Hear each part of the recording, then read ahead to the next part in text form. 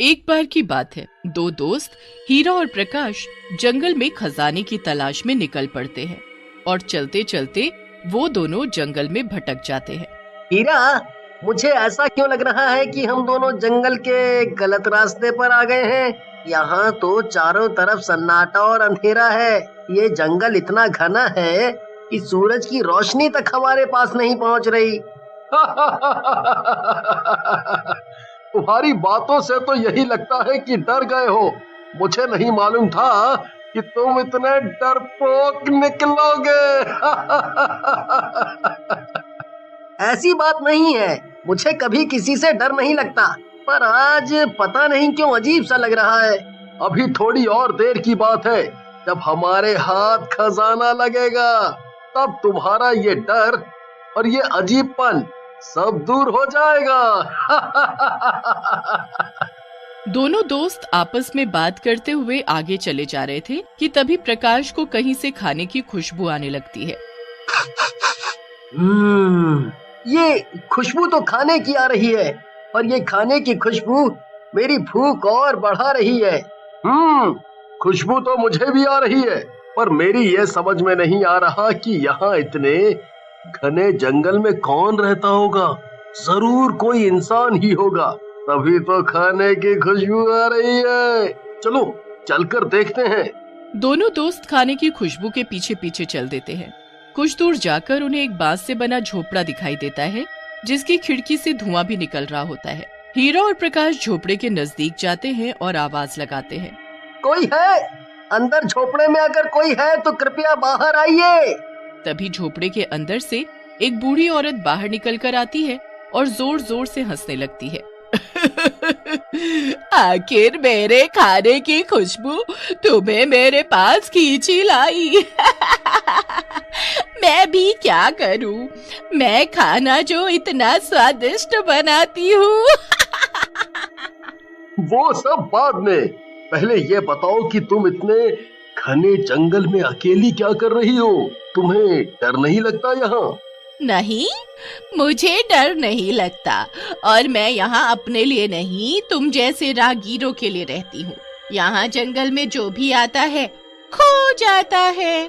खोने के बाद वो भूखा प्यासा यहीं जंगल में तड़प तड़प कर अपना दम ना तोड़ दे, इसलिए मैं उन सब के लिए यहाँ खाना बनाती हूँ। ये मेरा छोटा सा बांस का ढाबा है। क्या तुम दोनों मेरे ढाबे का खाना खाना पसंद करोगे? मैं खाने के कोई पैसे नहीं लूंगी, जितना मन करे पेट भर कर खाना। बूढ़ी औरत दोनों को अपने बांस से बने ढाबे के अंदर ले जाती है और उनके लिए खाना परोसती है। हीरा और प्रकाश को खाना बहुत स्वादिष्ट लगता है। काकी, आप खाना बहुत स्वादिष्ट बनाती हो। मेरा तो पेट भर गया, पर मन नहीं, इसीलिए मैं तो और खाऊंगा। मैंने इतना स्वादिष्ट खाना पहले कभी नहीं खाया। दोनों दोस्त खाने में व्यस्त थे कि तभी खाते खाते उन दोनों के शरीर में कुछ अजीब सा होने लगता है। ये क्या हो रहा है? मुझे घुटन सी महसूस क्यों हो रही है? तभी बूढ़ी औरत चुड़ैल में बदल जाती है, दिखने में बहुत डरावनी। प्रकाश, ये कोई बूढ़ी काकी नहीं, ये तो कोई चुड़ैल है। मुझे पैसे नहीं चाहिए, मुझे कुछ और चाहिए। पूछोगे नहीं कि मुझे क्या चाहिए? हाँ, तुम्हें क्या चाहिए बताओ। हमारे पास जो है हम सब तुम्हें दे देंगे। और हाँ, हम इस जंगल में खजाना खोजने आए थे, वो भी हम तुम्हें दे देंगे मिलने पर। खजाना? मेरा ही खजाना मुझे देने चले हो? यहाँ कोई भी आता है मुझसे बचकर नहीं जाता। देखो जरा अपने आप को। तभी दोनों बहुत छोटे हो जाते हैं, बिल्कुल मक्खी के बराबर। ये तुमने हम दोनों का क्या कर दिया? हमें कीड़ा मकोड़ा क्यों बना दिया? मुझसे ज्यादा बहस करने की कोई जरूरत नहीं। ज्यादा बोलोगे तो अपने पैरों से मसल दूंगी तुम्हें। चुड़ैल उन दोनों को एक कांच के कार में बंद कर देती है। उसके बाद वो चुड़ैल फिर से अच्छा खाना बनाने में लग जाती है। मेरा ढाबा है सबसे न्यारा, एक बार जो मेरे हाथ का बना खाना खाए तो खाता ही जाए। हीरा, इस चुड़ैल ने हमें एक तो इतना छोटा कर दिया है, ऊपर से हम दोनों को इस जार में बंद कर दिया। मेरा यहाँ दम घुट रहा है। हम बहुत छोटे हो गए हैं। अगर हम किसी से मदद भी मांगे तो कैसे मांगे? हमारी आवाज जंगल से बाहर तो क्या इस जार के बाहर तक भी नहीं जाएगी। इसीलिए अब हम कुछ नहीं कर सकते। 2 दिन बीत जाने के बाद जंगल में एक पांडु नाम का आदमी खाना बनाने के लिए लकड़ियां लेने आता है। तभी उसकी नजर चुड़ैल के ढाबे पर पड़ती है। जंगल के बीचों बीच ये क्या है? कौन होगा वहाँ? और उसमें से तो धुआं भी निकल रहा है। पांडु, मुझे तो कुछ गड़बड़ सी लग रही है, इसीलिए निकल चल यहाँ से। चुड़ैल पांडु को देख लेती है और पांडु को वो जाने नहीं देती।